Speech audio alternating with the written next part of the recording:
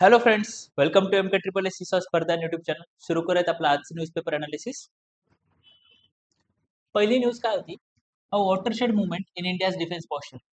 7 May 2025 रोजी आपण जे ऑपरेशन सिंदूर लॉन्च केलं होतं पाकिस्तानच्या विरोधात, त्याला रिसेंटली आपलं 1 वर्ष पूर्ण झालं होतं.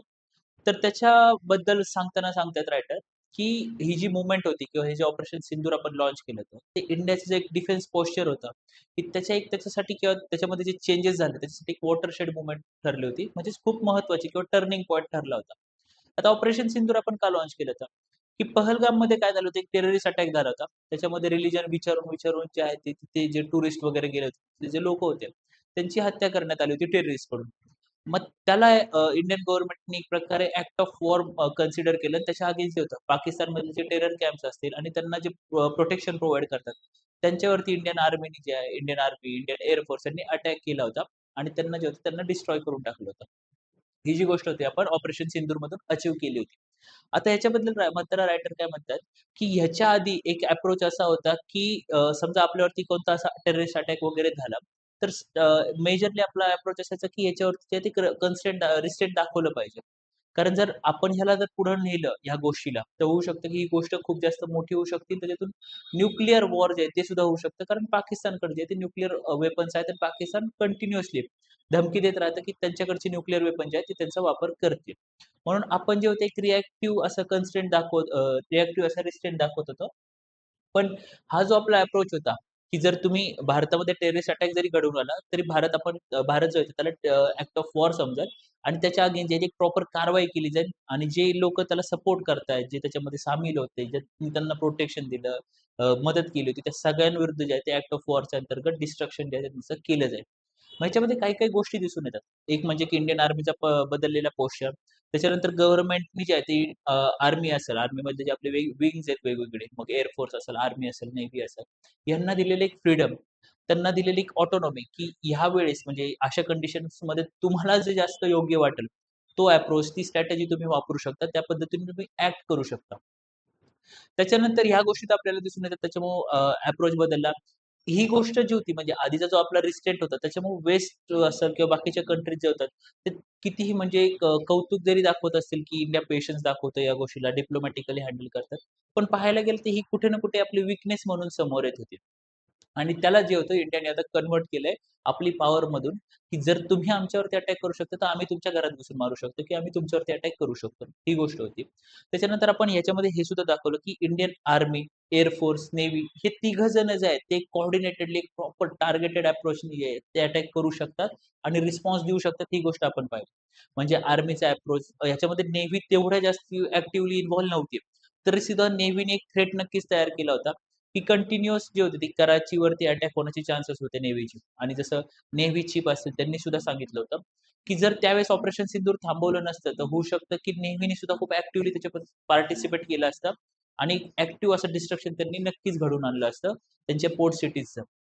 तर याच्यामध्ये आपल्याला दिसतं, की आपले जे तिन्ही विंग्स आहेत मिलिटरीचे, ते तिन्ही विंग्स कोऑर्डिनेटली अटॅक करू शकतात आणि एक प्रॉपर डिस्ट्रक्शन जे आहे ते देऊ शकतात पुढच्या देशाला. त्याच्यामुळे ही जी स्ट्रेंथ होती ती आपली वाढली. दुसरी गोष्ट म्हणजे ह्याच्यामध्ये आपण जे इम्पोर्ट केलं होतं अॅम्युनिशन वगैरे किंवा आपला जो इक्विपमेंट्स असतील, वेपन्स असतील, ते पण प्रॉपरली यूज केले होते. जसं आपण S-400चा प्रॉपरली यूज केला होता. त्याच्यानंतर आकाश एअर डिफेन्स सिस्टम जी आपली इंडिजिनियस होती. याच्यातून आपले जे इंडिजिनियस इक्विपमेंट्स होते, त्याचा सुद्धा खूप चांगल्या पद्धतीने जे होतं डेमॉन्स्ट्रेशन झालं होतं. त्याच्यामुळे त्याची जी होती फॉरेन मार्केट्समध्ये जी होती डिफेन्स मार्केट्समध्ये त्याची डिमांड सुद्धा वाढायला लागली होती. आपण जे मिसाईल्स वापरले होते त्याच्यामध्ये ब्रह्मोस असतील, बाकीच्या मिसाईल्स असतील, एअरक्राफ्ट्स असतील. ह्याच्यामध्ये आपण वेगवेगळ्या एअरक्राफ्टचा वापर केला होता. मग राफेल सुद्धा वापरलं होतं, तेजस सुद्धा वापरलं होतं. ह्यांची सुद्धा डिमांड जी होती, त्यांचं डेमॉन्स्ट्रेशन सक्सेसफुल डेमॉन्स्ट्रेशन झाल्यामुळं त्यांची डिमांड वाढायला लागली होती. त्याच्यामुळे आपले जे डिफेन्स एक्सपोर्ट्स होते, त्याला सुद्धा चालना मिळाली होती. त्याच्यामुळं त्याचबरोबर S-400 वगैरे जे इक्विपमेंट्स आपण वापरले होते, त्यांचं सक्सेसफुल डेमॉन्स्ट्रेशन झाल्यामुळं रशियाला सुद्धा फायदा झाला आणि इंडिया रशियाचे टाईज आहेत, त्याचा एक लाँग टर्म बेनिफिट तो सुद्धा दिसून आला. तिसरी गोष्ट म्हणजे की चायना जे कंटिन्युअसली पाकिस्तानला जे आहे ते बूस्ट करतं, त्यांची मिलिटरी जी आहे त्याला बूस्ट करतं, त्याला एनरिच करत असतं. साइड बाय साइड युएसए जे आहे ते सुद्धा त्यांना एअरक्राफ्ट देणार, मिलिटरी एड देणार, फायनान्शियल एड देणार. ह्याला जे आहे ते आपण टॅकल केलं होतं. म्हणजे आपल्याला माहिती की पाकिस्तानकडे चायनाने तयार केलेलं एअर डिफेन्स सिस्टम होती. इंडियन एअरक्राफ्ट जेव्हा त्याच्यामध्ये घुसले, तर त्यांनी इझिली त्याला डिटेक्ट करून डिस्ट्रॉय केलं होतं. बऱ्याच वेळा त्यांची जी रडार सिस्टम वगैरे होती ती ऍक्टिव्हेट सुद्धा नव्हती झाली. सो चायनीज मिलिटरी इक्विपमेंट्स मधला जो फ्लॉज होता तो सुद्धा आपण जगाला दाखवला. त्याच्यामुळं त्यांचे जे डिफेन्स इक्विपमेंट्स होते त्यांची व्हॅल्यू किंवा त्यांची जी डिमांड होती ती मोठ्या प्रमाणात घटली होती. त्याच्यामुळे ह्या भरपूर अशा पॉझिटिव्ह गोष्टी ज्या होत्या त्या आपल्याला ऑपरेशन सिंदूर मधून पाहायला मिळाल्या. पण एक गोष्ट होती जी आपल्याला ऑपरेशन सिंदूर मधून शिकायला मिळायला शिकली पाहिजे आणि जी आपल्या अगेन्स्ट गेली होती ती गोष्ट होती नेरेटिव्हची. म्हणजे नेरेटिव्ह वॉरफेअर असेल, प्रोपगंडा वॉरफेअर असेल, त्याच्यामध्ये मात्र इंडियाने खूप खराब पद्धतीने परफॉर्म केलं होतं. आपण एक प्रकारे पाकिस्तानकडून मात खाल्ली होती या बाबतीत. त्याच्यामध्ये झालं कसं होतं, की इंडियन एअरक्राफ्ट्स असतील, इंडियन मिलिटरी असेल यांनी प्रचंड चांगल्या पद्धतीने काम केलं. पण पाकिस्तानने याच्यामध्ये काय केलं, पाकिस्तानने त्यांची जी टेक्नॉलॉजी असेल, इन्फॉर्मेशन मीडिया वगैरे असेल, ह्याच्यातून त्यांनी काय केलं, की सगळ्या जगभरात त्यांनी आर्टिकल स्प्रेड केले, न्यूज स्प्रेड केली, खोट्या बातम्या ज्या आहेत, फेक प्रोपगंडा स्प्रेड केला, की पाकिस्तानने इंडियाचे मोठे 6 ते 7 एअरक्राफ्ट जे आहेत ते पाडून टाकले. मग त्यांनी जे डोनाल्ड ट्रम्प बरोबरची ज्या पद्धतीची त्यांची पार्टनरशिप असेल, कोऑपरेशन असेल, त्याच्यातून त्यांनी डोनाल्ड ट्रम्प कडून सुद्धा हे जे स्टेटमेंट्स होते ते जास्तीत जास्त प्रमाणात जे आहे ते वदवून घेतले होते, की इंडियाचे एअरक्राफ्ट पडलेत किंवा जास्तीत जास्त एअरक्राफ्ट पडलेत, राफेल सुद्धा पडले. म्हणजे जेव्हा इंडिया अटॅक करत होता त्याच्यावरती रिटॅलिएट करायच्या आधी जे होते त्यांचे मिलिटरी चिप्स वगैरे जे आहेत ते इंडियाचं नुकसान झालंय असा फेक प्रोपगंडा आधी पसरवत होते. आणि ह्याला जे होतं इंडियाने टाइमली जे ते काउंटर केलं नव्हतं. म्हणजे आपले एअरक्राफ्ट पडले नाहीयेत. आपले सगळे एअर पायलट्स जे आहेत ते सिक्युअर आहेत. ते कोणीही पाकिस्तानमध्ये सापडलं नाही. कोणतं एअरक्राफ्ट जे आहे ते पाकिस्तानमध्ये पडलं नाहीये. ह्या गोष्टी ज्या आहेत ते खूप लेटली जे होते ते आपण काउंटर करत होतो. तोपर्यंत तो जो नरेटिव्ह होता, की पाकिस्तान ह्या वॉरफेअरमध्ये सक्सेसफुल ठरते. हा जो नरेटिव्ह होता तो खूप जास्त स्प्रेड झाला होता आणि ह्याला आपण टाइमली काउंटर नव्हतं केलं. ती गोष्ट आपल्याला शिकली पाहिजे. याच्यामध्ये आपण हे सुद्धा पाहिलं, की वॉर टाईम जेव्हा सुरू झाला होता, त्यावेळेस पाकिस्तानला चायनाने आणि त्याच्यानंतर टर्की यांनी जे होतं ते ॲक्टिव्हली सपोर्ट केलं होतं. मग इन्फॉर्मेशन पाठवणं असेल, त्याच्यानंतर एक प्रॉपर लोकेशन्स पाठवणं असेल सॅटेलाइट्स थ्रू ह्या गोष्टी किंवा ड्रोन्स पाठवणं असेल, याच्यामध्ये टर्कीने मोठ्या प्रमाणात मदत केली होती. ह्या गोष्टी आपल्याला पाहायला मिळाल्या, की जेव्हा जर समजा पाकिस्तानबरोबर आपली कधी कन्फ्रंटेशन झाली, तर टर्की आणि चायना जे आहे ते ॲक्टिव्हली पार्टिसिपेट करतील. त्याच्यामुळे इंडियाला टू फ्रंट वॉरचा खतरा तर नक्कीच आहे, पण त्याचबरोबर काही पार्टनर्स जे आहेत त्यांचा सुद्धा पाकिस्तानचे काही पार्टनर्स आहेत त्यांचे चेहरे जे आहेत ते सुद्धा आपल्याला समोर आले, की हे सुद्धा देश जे आहेत ते ॲक्टिव्हली समोर येऊ शकतात. मग ह्याच्यामध्ये उद्या जाऊन अझरबैजान सारख्या कंट्री असतील, ते सुद्धा समोर येऊ शकतात. त्याच्यानंतर आपल्याला एक गोष्ट ही सुद्धा कळली, की पाकिस्तान आणि अफगाणिस्तान मधला जो कॉन्फ्लिक्ट होता, रिसेंटली वॉर सुद्धा झालं होतं. त्याच्यामध्ये आपल्याला हे कळतं, की जसा आपल्याला टू फ्रंट वॉरचा खतरा आहे, त्याच पद्धतीने तोच डेंजर जो आहे तो आपण अफगाणिस्तान मधल्या तालिबानच्या मदतीने पाकिस्तानवरती पोच करू शकतो. की जर समजा पाकिस्तानने कधी या पद्धतीचे ॲक्ट्स दाखवले, तर आपण अफगाणिस्तान बरोबर ते टू फ्रंट वॉरचं डेंजर जे आहे त्यांच्यावरती पोच करू शकतो. आणि ह्याच्यामुळेच म्हणजे इंडियाचा स्टार्टिंगचा स्टान्स होता, की आम्ही तालिबान बरोबर कोणतेही कॉपरेशन, डिप्लोमॅटिक टाईज नाही ठेवणार. पण रिसेंटली आपण पाहिलं, की आपण डिप्लोमॅटिक टाईज आहेत त्यांच्याबरोबर इम्प्रूव्ह केले होते. डायरेक्ट मिनिस्ट्रियल लेव्हलवरती जे होते डिस्कशन्स झाले होते, त्यांना सपोर्ट दिला होता. जेव्हा पाकिस्तानने तालिबानवरती अटॅक केला होता अफगाणिस्तानमध्ये, तेव्हा इंडियाने जे होतं खुलेपणाने जे होतं त्याचा विरोध केला होता. ज्या पद्धतीने एअर स्ट्राईक्स करत होते, एअर बॉम्बिंग करत होते अफगाणिस्तानमध्ये, इंडियाने त्याला अपोज केलं होतं. त्याच्यावरती ॲक्शन्स घेण्यासाठी जे होते, त्या ग्लोबल ॲक्शनसाठी सुद्धा ती डिमांड रेज केली होती. त्याच्यामुळे ह्या ज्या गोष्टी त्या आपल्याला मेन्समध्ये विचारल्या जाऊ शकतात, की ऑपरेशन सिंदूर नंतर काय-काय गोष्टी बदलल्या होत्या इंडियाच्या डिफेन्समध्ये. मग त्या गोष्टी ज्या होत्या पॉझिटिव्ह आणि दुसरी गोष्ट नरेटिव्ह वॉरफेअरच्या. नरेटिव्ह वॉरफेअरवरती तुम्हाला नक्कीच मेन्समध्ये प्रश्न विचारला जाऊ शकतो, की ह्याच्यामध्ये इंडिया जो मागे पडतो, ह्याच्या बाबतीत इंडियाने अजून काय-काय करायला पाहिजे? कसं-कसं त्याला टॅकल करायला पाहिजे? मग नरेटिव्ह पसरवणं असेल, त्याच्यानंतर फेक प्रोपगंडा जो पाकिस्तान राबवतं, त्याला काउंटर करणं असेल, मग जास्तीत जास्त रीच वाढवणं असेल, त्याच्यानंतर वेस्टर्न पब्लिकेशन जे आहेत तिथं त्याच्यामध्ये प्रॉपर आर्टिकल्स बसवणं असतील किंवा त्याच्यानंतर जी डिप्लोमॅटिक टाईज असतील, मग इंडिया आणि यूएसची टाईज बद्दल सगळेच म्हणतात त्यांच्याकडून, आपल्याकडून. पण यूएसचे प्रेसिडेंट मात्र त्याच्या अगेन्स्ट स्टेटमेंट देतात. मग ह्याला काउंटर करण्यासारख्या गोष्टी असतील. ह्या सगळ्या गोष्टी ज्या आहेत त्या आपल्याला नरेटिव्ह वॉरफेअरमध्ये सुधारवणं गरजेचं आहे. त्याच्यामुळं हा जो टॉपिक आहे तो येणाऱ्या टाईममध्ये मेनसाठी महत्त्वाचा ठरू शकतो. मग ह्याच्याशीच रिलेटेड एक गोष्ट, की आपण जसं म्हणलं, की हे जे ऑपरेशन सिंदूर होतं त्याच्यामुळं आपलं जे डिफेन्स प्रोडक्शन होतं त्याला बूस्ट मिळाला होता. आपले इंडिजिनियस जे डिफेन्स प्रोडक्शन होतं त्याला बूस्ट मिळाला होता. मग आकाश एअर डिफेन्स सिस्टीम असेल, तेजस जे एअरक्राफ्ट आहे, त्याच्यानंतर काही मिसाईल्स असतील. मग त्याच्याशी रिलेटेड अजून एक डेव्हलपमेंट झाली होती. DRDOने भारताचं पहिलं ग्लाइड वेपन तयार केलं होतं आणि त्याला नाव दिलं होतं तारा. आता ग्लाइड वेपन काय असतं? नॉर्मली काय करतो, एअरक्राफ्ट जेव्हा जातात त्याच्यानंतर ते मिसाईल लॉन्च करतात किंवा मोठे एअरक्राफ्ट असतील तर ते बॉम्ब डिप्लॉय करतात आणि जे बॉम्ब असतात ते डायरेक्टली जे आहे ते ग्रॅव्हिटेशनचे डायरेक्टली जे आहे ते लोकेशनवरती पडत असतात आणि मिसाईल जे आहेत ते प्रॉपरली त्याच्यामध्ये प्रपल्शन इंजिन वगैरे असतात त्याच्यामुळे ते त्या पद्धतीने जातात. पण जे ग्लाइड वेपन्स असतात त्याच्यामध्ये काय करतात ना, त्याच्यामध्ये प्रपल्शन इंजिन असतं ना, त्यांना डायरेक्ट त्या एरियामध्ये जाऊन डिप्लॉय करण्याची गरज असते.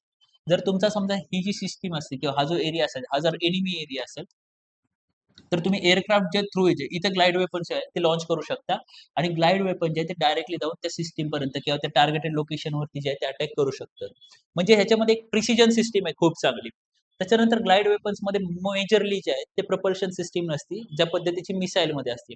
त्याच्यामध्ये टॅकल करणं सुद्धा थोडं अवघड असतं आणि त्याला डिप्लॉय केल्यानंतर सुद्धा जे आहे ते तुम्ही त्याला प्रॉपरली जे आहे ते चॅनलाइज करू शकता की कुठे तुम्हाला अटॅक करायचंय, कुठे चेंज करायचंय. आणि तुमचे जर एअरक्राफ्ट वगैरे एनिमीच्या रेंजच्या खूप जास्त बाहेर असल्यामुळे काय होतात, की त्यांच्यावरती अटॅक सुद्धा केला जाऊ शकत नाही. त्याच्यामुळे असे जे वेपन्स असतात ते सर्जिकल अटॅक्समध्ये खूप जास्त हेल्पफुल ठरतात.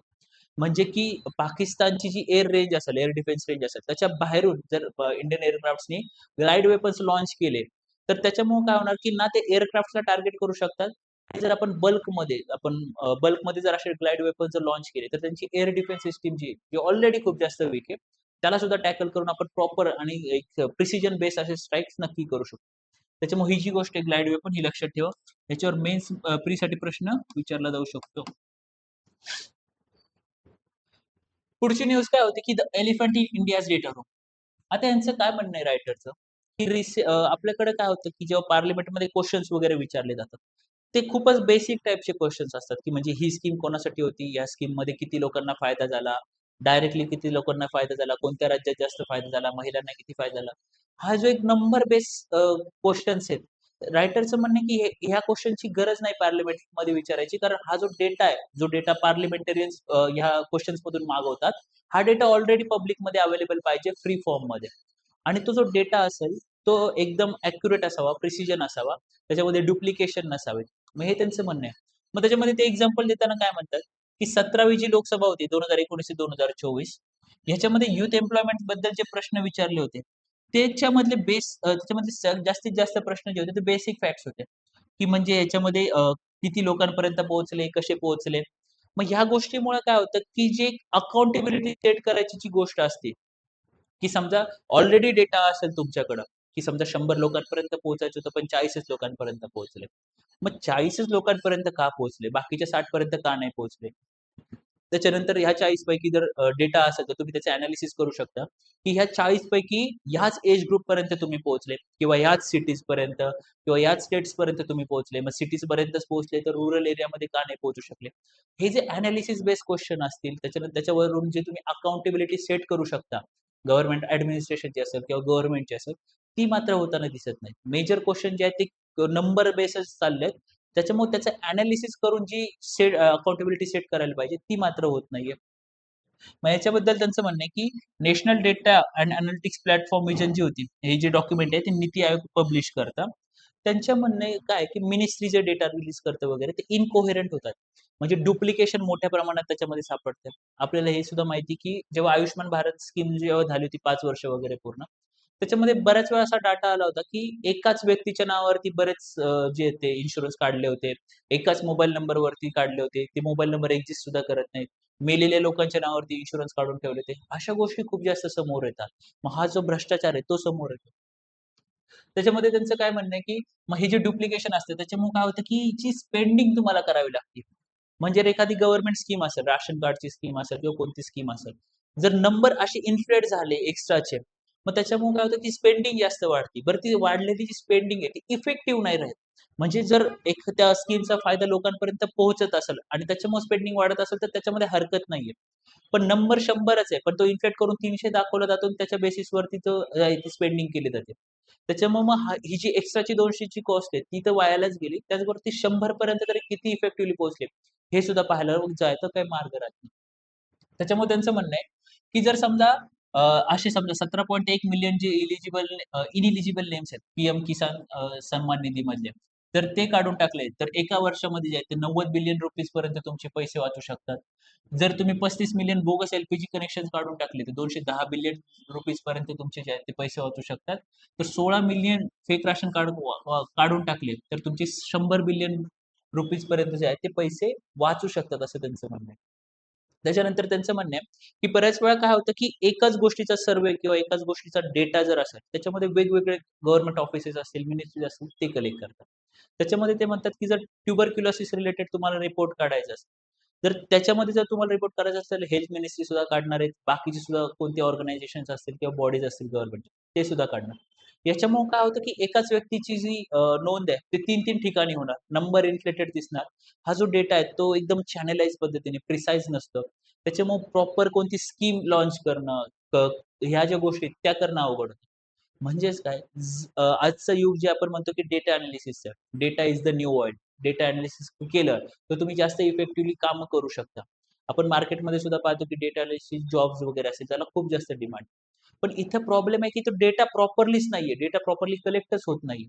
मग जर ह्या पद्धतीने जर आपण डेटा कलेक्टच केला नाही, तर आपण प्रॉपरली त्याचं अनालिसिस करून त्याच्यावरती एक प्रिसाईज असं सोल्युशन शोधू शकणार. त्याच्यामुळे गरजेचं आहे की ह्या डेटाला प्रॉपरली चॅनलाइज केलं पाहिजे आणि त्याच्यासाठी जे आहे ते यूएन बेस्डची जी यूएन सिस्टीम जी आहे, UN systems of national accounts for economic indicator असतील, त्याला झालं. त्याच्यानंतर नॅशनल स्टॅटिस्टिक्स स्टँडर्ड्स मॅन्युअल असेल, ह्यांना प्रॉपरली जे आहे ते स्ट्रीमलाईन केलं पाहिजे. ह्या गोष्टीमुळे काय होऊ शकतं, जर स्ट्रीमलाईन केलं तर डेटा प्रॉपरली जे आहे तो कलेक्ट होऊ शकतो एक स्टँडर्डाइज मार्गाने. जेव्हा आपण जीडीपी डेटा वगैरे जे आहे ते रिलीज करतो किंवा अजून कोणते डेटा रिलीज करतो, त्यावेळेस ग्लोबल स्टँडर्ड्समध्ये एक नेहमी जे आहे ते एक तक्रार असते, की भारताचा जो डेटा आहे, तो तेवढा चांगल्या पद्धतीने कलेक्ट केला गेला नाहीये किंवा त्याच्याबद्दल जी आहे त्यांची रँकिंग जी आहे ती भारताबद्दलची ती खराब राहते. म्हणजे एव्हरेज रँकिंग राहते. याच्यामुळे ह्याच्यामध्ये सुद्धा जे आहे ती इंडिया इम्प्रूव्ह करू शकतो आणि ह्याच्याच बेसिसवरती त्यांचं म्हणणं आहे, की जर आपण डेटामध्ये जर प्रॉपरली काम केलं, त्याला प्रॉपरली स्ट्रीमलाईन केलं, तर आपली जी जीडीपी आहे ती 1.5% पर्यंत जी आहे ती ग्रो करू शकते आणि याच्यामध्ये प्रायव्हेट सेक्टर डेटा सुद्धा जर इन्क्लूड केला, तर 2.5% पर्यंत जी आहे ती जीडीपी वाढू शकते. म्हणजेच डेटाचा जो प्रॉब्लेम आहे, डेटा इनॅक्युरसी असेल, त्याचं स्ट्रीमलाइनिंग नसणं असणार, ह्या गोष्टीमुळे एवढा मोठा प्रॉब्लेम आहे, की तुमचे 4 ट्रिलियन डॉलरची जी इकॉनॉमी त्याच्यामध्ये 1% ते 2 ते 3% पर्यंत जी आहे, ते डेफिसिट तुम्हाला दिसेल. त्याच्यामुळे ह्या गोष्टीला लवकरात लवकर ॲड्रेस करणं जे आहे, ते खूप गरजेचं आहे. त्याच्यामुळे ही जी गोष्ट आहे तुम्हाला मेन्समध्ये नक्की विचारली जाऊ शकते, की डेटाची डेफिशियन्सी असेल किंवा डेटा कॅल्क्युलेट करण्याची जी डेफिशियन्सी आहे इंडियन गव्हर्नमेंटमध्ये किंवा इंडियन ॲडमिनिस्ट्रेशनमध्ये, त्याला कसं टॅकल केलं पाहिजे? त्याच्यासमोर काय-काय चॅलेंजेस आहेत करंटली आणि ते टॅकल केल्यानंतर काय-काय अपॉर्च्युनिटीज जे आहेत ते तयार होऊ शकतात. त्याच्यामुळे हा जो टॉपिक आहे तो तुम्हाला मेन्ससाठी नक्की महत्त्वाचा राहणार आहे. पुढची न्यूज काय होती, की Bangladesh failed to give actionable responses India. तर ह्याच्यामध्ये न्यूजमध्ये काय सांगितलंय, की भारताने जे होते 2020 पासून जे होते ते कंटिन्यूअस रिमाइंडर पाठवले होते बांगलादेशला. 1000 डिप्लोमॅटिक नोट्स पाठवले होते. 456 कन्सॉलिडेटेड रिमाइंडर्स पाठवले होते ढाकाला किंवा बांगलादेशला, की जे इल्लीगल इमिग्रंट्स भारतामध्ये आलेत, त्यांना पुन्हा बांगलादेशमध्ये तुम्ही घेऊन जा. ह्या पद्धतीचं त्यांचं इंडियाचं रिमाइंडर त्यांनी पाठवलं होतं. म्हणजे भारत आणि अमेरिकेमध्ये एक फरक तुम्ही पाहू शकता, की इंडियन लीडरशिप आणि यूएसची लीडरशिप, की इंडियाने प्रॉपरली एक रिस्पेक्टफुल असे जे आहे ते मेसेजेस, रिमाइंडर पाठवले. तर दुसरीकडे यूएसने काय केलं होतं, की हातात बेड्या टाकून त्या लोकांना जे होते ते बाहेर परत पाठवून दिलं होतं त्या-त्या देशांमध्ये. सो ही एक गोष्ट जी आहे, की इंडियाबद्दल एक नेहमी क्रिटिसाइज केलं जातं, की इंडिया साउथ एशियन रिजनमधले जे आहे, ते एक बिग ब्रदर ॲटिट्यूडनी काम करतं वगैरे. पण ही गोष्ट जी आहे ती त्याला काउंटर करताना दिसते आपल्याला. सो कधी असं विचारलं गेलं, की साउथ एशियन रिजनमध्ये इंडिया ग्रो नाही करत किंवा तो जो रिजन आहे तो इंडिया लीड नाही करू शकत कारण इंडिया बिग ब्रदर ॲटिट्यूड वापरतं. त्याच्यामध्ये काउंटर करू शकतो आपण, की एका साइडला यूएस जो आहे तो बेड्या टाकून ते इमिग्रंट्सला परत पाठवतो. तो इंडिया आहे ते रिमाइंडर पाठवतो. बांगलादेश त्या पद्धतीने पाहायला आपल्यापेक्षा खूप छोटी कंट्री आहे. बांगलादेशला फ्रीडम मिळवून देण्यामध्ये भारताची खूप मोठी भूमिका आहे. असं असून सुद्धा एक रिस्पेक्टेबल सॉव्हरेन कंट्रीचा जो दर्जा त्यांना आहे, त्यानुसार आपण ॲक्ट करतो. तर आता दुसरी गोष्ट, की रिसेंटली जे आसाममध्ये इलेक्शन झाले होते, त्याच्यामध्ये हेमंत बिस्वा शर्मा म्हणाले होते, की मी इमिग्रंट्सला परत पाठवण आणि त्याला रिएक्शन म्हणून बांगलादेशचे जे फॉरेन मिनिस्टर्स वगैरे होते, त्यांनी इंडियन एन्व्हॉयला बोलावून घेतलं होतं आणि त्यांना त्याच्यावरती स्ट्राँग अपोजिशन जे होतं, त्यांनी रेज केलं होतं. पण आता हे जरी केलं असतं तरी आपल्याला पाहायला पाहिजे, की बांगलादेशमधून जे इमिग्रंट्स भारतामध्ये येतात इल्लीगली, ती खरंच एक मोठी समस्या आहे भारतासमोर. म्हणजे जेव्हा 1971चं जेव्हा वॉर झालं होतं, तेव्हा सुद्धा इंडियासमोर किंवा इंदिरा गांधींसमोर मोठा प्रश्न तेव्हा पण निर्माण झाला होता, की बांगलादेशमध्ये वॉरमुळं तिथून खूप जास्त प्रमाणात लोकं जे आहेत ते भारतात येत होते आणि त्याच्यामुळे भारतातली जी सगळी म्हणजे ग्राउंड लेव्हलपासून, फाउंडेशनल लेव्हलपासून प्रॉब्लेम जे आहेत ते क्रिएट व्हायला लागले होते. मग अन्न-पाण्याचा तुटवडा असेल, तिथं रोगराई पसरणं असेल किंवा बाकीच्या गोष्टी असतील, क्राईम रेट असेल. त्याच्यामुळे इंडियाने ॲक्टिव्हली पार्टिसिपेट केलं होतं वॉरमध्ये. त्याच्यानंतर बांगलादेशला फ्रीडम मिळवून दिली. त्याच्यामुळे ही गोष्ट पाहण्यासारखी ही जी इल्लीगल इमिग्रंटची जी समस्या आहे ती खरंच खूप मोठी आहे. आणि ह्याला काउंटर करणं गरजेचं आहे. मग आता पहिली गोष्ट म्हणजे की तुम्हाला जी बॉर्डर्स आहेत, त्याला फुल प्रूफ करणं गरजेचं आहे. त्याला प्रॉपरली जी आहे ती एन्क्लोज करणं गरजेचं आहे. मग त्याच्यानंतर मग काही-काही आता ह्याच्यामध्ये काही इश्यूज असे सुद्धा आहेत, की इंडिया आणि बांगलादेशमधली जी बॉर्डर आहे, त्याच्यामध्ये पाण्याचं वॉटर बॉर्डर जी आहे ती खूप मोठ्या प्रमाणात आहे. त्याच्यानंतर जंगल सुद्धा आहेत मोठ्या प्रमाणात. मग ह्याला काउंटर करण्यासाठी मध्ये एक ऑप्शन जो होता तो दिला गेला होता, की काही ठिकाणी जमीन वगैरे असेल तर तिथं खंदक खोदून जे आहे, तर मग साप असतील किंवा मगरमच्छ वगैरे जे असतील, मगर वगैरे ते त्याच्यामध्ये टाकले पाहिजेत किंवा ठेवले पाहिजेत. जेणेकरून इमिग्रंट्सवरती ते कंट्रोल आणलं जाईल. सो असे काही ऑप्शन्स होते. मग मिलिटरी डिप्लॉयमेंट असेल, बी-एस-एफ वगैरेची ती वाढवणं गरजेचं आहे. जेणेकरून इल्लीगल इमिग्रंट्स आहे जो इश्यू तो सॉर्ट झाला पाहिजे. कारण हे इल्लीगल इमिग्रंट जे आहेत आपल्याला एक गोष्ट माहिती की भारतामध्ये डॉक्युमेंट्स मिळवणं, गव्हर्नमेंट डॉक्युमेंट्स मिळवणं हे त्यातल्या त्यात सोपं आहे खूप जास्त. म्हणजे चुकीच्या पद्धतीने मिळवलं. मग हे इल्लीगल इमिग्रंट्स भारतात आल्यानंतर गव्हर्नमेंट डॉक्युमेंट्स बनवून घेतात आणि इथली सिटिझन्स आहेत असं दाखवतात. याच्यामुळे काय होतं, की जे बेनिफिट्स ओरिजिनल इंडियन सिटिझन्सला भेटायला पाहिजे होते, ते त्यांना भेटत नाहीत आणि हे जे आहे तिकडे डायव्हर्ट होतात. इंडियन डेमोग्राफी जी आहे ती त्याच्यामध्ये मोठ्या प्रमाणात चेंजेस घडून येतात. इंडियन इलेक्शन्समध्ये त्यांचा मोठ्या प्रमाणात इन्फ्लुअन्स तयार होतो. मग ह्या गोष्टींना काउंटर करणं खूप जास्त गरजेचं आहे. आता हे झालं, की बायलॅटरल टॉक्समध्ये तुम्ही करू शकता. आता दुसरी एक गोष्ट एक नेहमी म्हणली जाते, की जर तुम्हाला इमिग्रेशन थांबवायचं असेल, तर गरजेचं आहे, की तो त्या देशाने सुद्धा इकॉनॉमिकली ग्रो केलं पाहिजे. आता इंडिया आणि बांगलादेशची तशा पाहायला गेले तर रिलेशन्स खूप चांगले आहेत. मधला जो युनिस खान यांचा जो पिरियड होता तो मात्र तेवढा प्रॉब्लेमॅटिक होता. पण इंडियन बांगलादेशचे रिलेशन जे आहेत ते पुन्हा ट्रॅकवरती यायला पाहिजे यायला लागलेत. सेम केस जी होती ती मालदीव्समध्ये झाली होती, श्रीलंकेमध्ये सुद्धा झाली होती, नेपाळमध्ये सुद्धा झाली होती. मग आता इंडियाला कुठे ना कुठे एक रिजनल अप्रोच पाहायला पाहिजे, की इंडियाने ह्यांच्याबरोबर कनेक्टिव्हिटी वाढवून इकॉनॉमिक ग्रोथ जी आहे, स्वतःच्या इकॉनॉमिक स्वतःबरोबरच जे आहे, ह्या रिजनची ओव्हरऑल आणि त्या कंट्रीची सुद्धा इकॉनॉमिक ग्रोथ घडवून आणली, तरच जे इल्लीगल इमिग्रंट्सचा जो फ्लो आहे भारताकडे येणारा, तो आपण कंट्रोल करू शकतो. कारण जर त्यांच्याकडे इकॉनॉमिक ग्रोथ असेल, तर ते भारतामध्ये येणारच नाहीत. कारण कोणालाही स्वतःची जागा, देश सोडून यायला आवडत नाही. त्याच्यामुळे जर तिथे इकॉनॉमिक ग्रोथ आपण घडवून आणू शकलो, तर आपले बायलॅटरल रिलेशन जे आहेत ते ग्रो होतील. जो चायना यांच्या मदतीने इंडियाला काउंटर करायचा प्रयत्न करतो, की मध्ये युनिस खानच्या टाईममध्ये इंडियाला थ्री फ्रंट वॉरचा जे होतं खतरा जो होता सामना करावा लागत होता. ती गोष्ट आता कमी झालेली आहे किंवा त्याचा डेंजर तो निघून गेलेला आहे. पण चायना जो ह्या पद्धतीचा प्रयत्न करतो, त्याला आपण टॅकल करू शकतो, की ह्या पद्धतीने जर इंटरडिपेंडंट इकॉनॉमी आपण ग्रो करू शकलो, तर मात्र जे आहे ते एका प्रकारे रिजन ग्रो करू शकतो. इंडियाची जी सॉफ्ट पॉवर आहे ती ग्रो होऊ शकते आणि ग्लोबल लेव्हलवरती सुद्धा इंडिया जे आहे ते एक मेजर प्लेयर म्हणून जे आहे ती स्वतःची पिक्चर जी आहे ती तयार करू शकतो. त्याच्यामुळे ह्या गोष्टीला एक बायलॅटरल रिलेशन्सच्या पद्धतीने जे आहे ते ग्लोबल लेव्हलवरती किंवा रिजनल लेव्हलवरती सुद्धा पाहणं गरजेचं आहे. आणि हीच गोष्ट जी आहे तुम्हाला आयआरमध्ये जेव्हा मेन्समध्ये प्रश्न विचारला जाईल, जर हीच गोष्ट तुम्ही त्याच्यामध्ये लिहिली, तर तुम्हाला नक्कीच याचा बेनिफिट होईल. पुढची न्यूज काय होती, की Congress slams Modi government over woman safety sighting NCRB data. आपण रिसेंटली पाहिलं, की नॅशनल क्राईम रिपोर्ट्स ब्युरोचा डेटा आला होता. त्याच्यामध्ये वेगवेगळे ज्या पद्धतीचे गुन्हे वाढलेत, ते त्यांनी सांगितले होते. कोणी आत्महत्या केली होती, किती किती प्रमाणात आत्महत्या झाली होती, कोणत्या ग्रुपनी किंवा कोणत्या सेक्शननी जास्तीत जास्त आत्महत्या झाल्या होत्या. मग वुमन्सवरती किती अत्याचार झालेत, त्यांच्यावरती कोणते क्राईम्स झालेत. त्याच्यानंतर मग सायबर क्राईम्स किती प्रमाणात वाढले. आता हा जो डेटा होता तो आपण पाहिला की याची खूप जास्त गरज आहे. आता रिसेंटली काय झालं की काँग्रेसने म्हणले की 2013 ते 2025 या 12 वर्षामध्ये जे आहे ते बीजेपीचा जो रूल होता त्या टाइम पिरियडमध्ये वुमन्स वरती जे अत्याचार आहेत ते मोठ्या प्रमाणात वाढले. त्याच्यानंतर आदिवासी असतील, त्याच्यानंतर दलित लोक असतील, त्यांच्यावरती मोठ्या प्रमाणात क्राईम्स वाढले त्यांच्या अगेन्स्ट.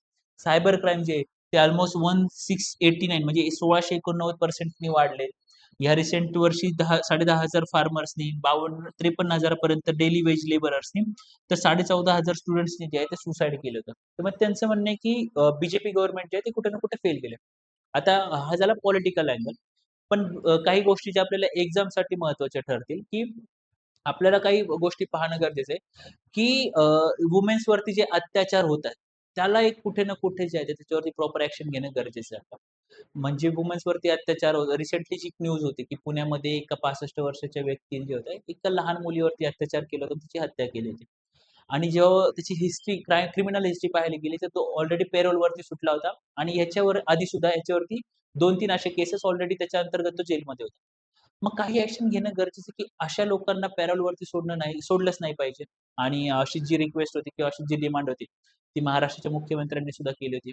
मग ह्या गोष्टी करणं गरजेचं आहे. जे शक्ती कायदा म्हटले जातात त्याला इम्प्लिमेंटेशन करणं गरजेचं आहे. वुमन्सवरती अत्याचारावरती फास्ट ट्रॅक कोर्ट्स भरवले जात होते निर्भयाच्या केसनंतर. पण त्याच्यानंतर सुद्धा जे आहे तेवढं इफेक्टिव्ह इम्प्लिमेंटेशन त्याचं झालेलं दिसत नाहीये. कारण कुठे ना कुठे त्याला आळा नाही घातला जात आहे. आपले नंबर वाढताना दिसतायत कारण आता जी रिपोर्टिंग आहे ह्याची ती वाढलेली आहे. पण रिपोर्टिंग वाढली ही जरी पॉझिटिव्ह गोष्ट असेल, पण तो नंबर्स वाढत चालला ही सुद्धा आपल्यासाठी निगेटिव्ह गोष्ट आहे आणि त्याला काउंटर करणं गरजेचं आहे. मग लेट नाईटसाठी त्यांची सेफ्टी इन्शुअर करणं असेल किंवा आपण जे म्हणतो की त्यांचं ट्रान्सपोर्टेशन आपण इझी केलंय. पण ट्रान्सपोर्टेशन जे आहे ते कुठं ना एक सेंटरपासून ते त्या लोकेशनपर्यंतच आहे. घरापासून त्या सेंटरपर्यंत जी सेफ्टीच्या गोष्टी त्याच्यावर अजून पण जे आहेत त्याच्यावरती प्रश्नचिन्ह अजून पण आहे, की त्याला कसं टॅकल करावं या गोष्टी किंवा हा प्रश्न अजून पण तसाच आहे. मग त्या गोष्टी असतील किंवा सायबर क्राईम जे ते 12 वर्ष जसं आपण म्हटलं, की मोठ्या प्रमाणात वाढले. सायबर क्राईम्स वाढले त्याचा अर्थ आता आपल्याला गरज आहे, की डिजिटल इन्फ्रास्ट्रक्चर असेल, त्याच्यावरती डिजिटल टेक्निकल टीम जसं आपण म्हणलं, की ती ग्रो होणं गरजेचं आहे, की जेणेकरून आपण ते जे आरोपी आहेत, की जे डिजिटल फ्रेमच्या मागे लपून वेगवेगळ्या जे आहेत ते क्राईम्स करतात, त्यांना आपण काउंटर करू शकतो. सो हा जो डेटा आहे, हे जे एनालिसिस आहे, ते आपल्याला महत्त्वाचं आहे. ज्याच्यामधून आपण मेन्समध्ये जे आहेत ते आन्सर्स प्रॉपरली लिहू शकतो ह्या डेटाच्या मदतीने. पुढची न्यूज काय होती, की MNREGA scale work days fail in 2025-26 find study. आता रिसेंटली काय झालं होतं, की 2025 मध्ये सेंट्रल गव्हर्नमेंटनी विकसित भारत गॅरंटी फॉर रोजगार अँड आजीवन मिशन ग्रामीण ॲक्ट जो होता, तो पास केला होता आणि एक प्रकारे त्यांनी मनरेगाचा जो ॲक्ट होता, त्याला काही गोष्टी त्याच्यामध्ये चेंजेस करून हा नवीन ॲक्ट त्यांनी लॉन्च केला होता. तो ॲक्ट त्यांनी पास केला होता. आता हा ॲक्ट पास केल्यानंतर त्यांचं म्हणणं आहे, की टोटल हाउसहोल्ड म्हणजे टोटल किती हाउसहोल्ड्सनी याच्यामध्ये एनरोलमेंट केलंय, हा नंबर त्याच्यामध्ये नक्कीच वाढताना दिसतो. हा नंबर जो आहे तो 3.2% नी वाढलाय. ही गोष्ट खरी आहे. पण ॲक्चुअलमध्ये किती लोकांना किंवा हाउसहोल्ड्सला जे आहे ते एम्प्लॉयमेंट गॅरंटी जी आहे ती एन्शुअर झाली. म्हणजे किती लोकांना त्याच्यामधून रोजगार भेटलाय, काम भेटलंय. हा नंबर जो आहे तो मात्र मोठ्या प्रमाणात कमी झालाय.